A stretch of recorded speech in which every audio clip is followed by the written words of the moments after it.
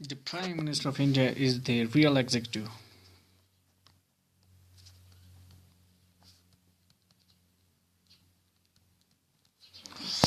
or the de facto executive of the state of India.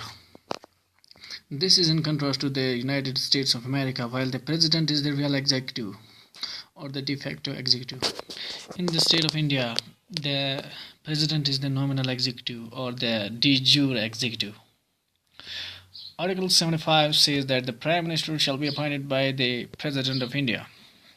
But the President of India cannot appoint any person from a minority party in the Lok Sabha. The President has to appoint Prime Minister from the majority party and on the suggestion of the party members. The term of the Prime Minister is not fixed, and he enjoys power until he enjoys the majority in the Lok Sabha or he enjoys the confidence of the Lok Sabha. But if he loses the confidence of the Lok Sabha, then he stays absolved of the power that he enjoys.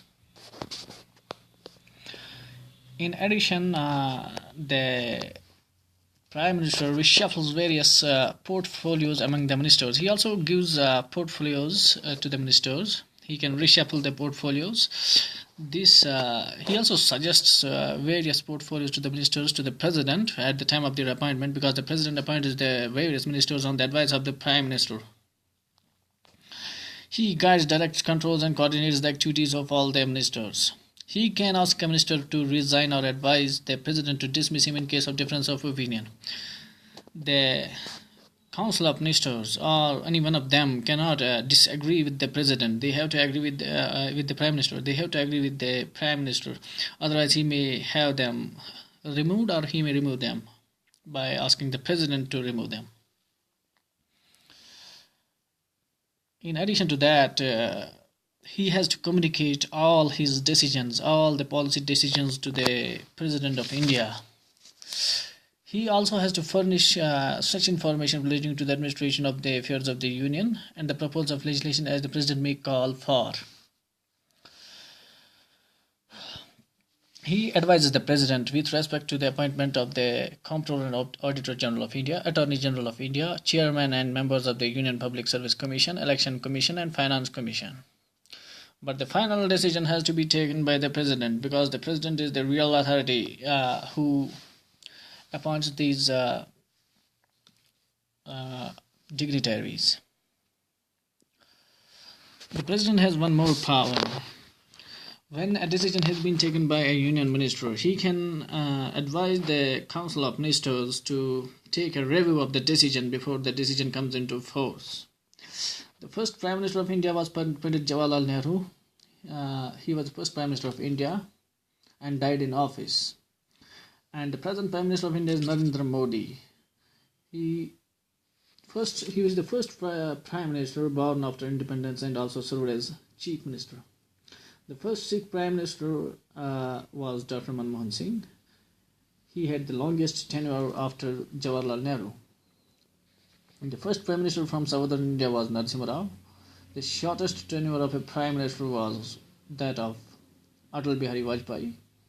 The youngest Prime Minister was Rajiv Gandhi. The first Prime Minister to step down after vote of no confidence was VP Singh. The only Prime Minister who did not face the Parliament was Charan Singh. Oldest Prime Minister and the first to resign from office was Morarji Desai. Indira Gandhi was the first woman Prime Minister of India. She was the first Prime Minister to lose an election, first Rajya Sabha member to become PM. Gulzari Lal Nanda was the first to become acting Prime Minister.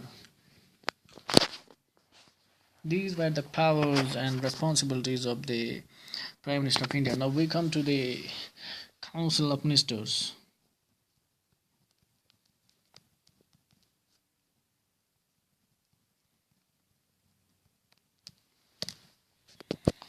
The ministers are appointed by the President on the advice of the Prime Minister. It means that only those persons can be appointed on the appointment which are recommended by the Prime Minister. As already we have discussed this thing only.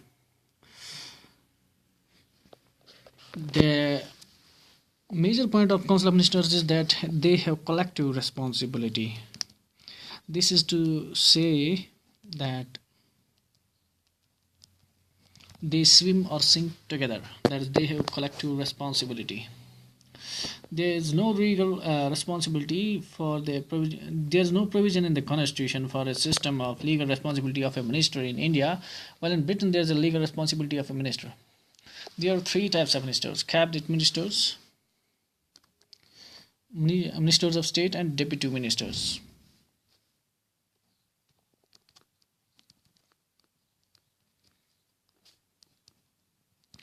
Deputy ministers. Cabinet ministers are the real policy makers. The cabinet's consent is necessary for all important matters. The cabinet is a subset of the Council of Ministers. All members of the Council of Ministers are not the members of cabinet, while all the members of cabinet are the ministers are the members of Council of Ministers. So it is a subset of the Council of Ministers. It takes important policy decisions along with the Prime Minister of India, and those decisions are kept confidential. Ministers of state are of two types. They may hold an independent charge, in which case they are referred to as ministers, and they may hold an additional charge, in which case they are referred to as ministers of state.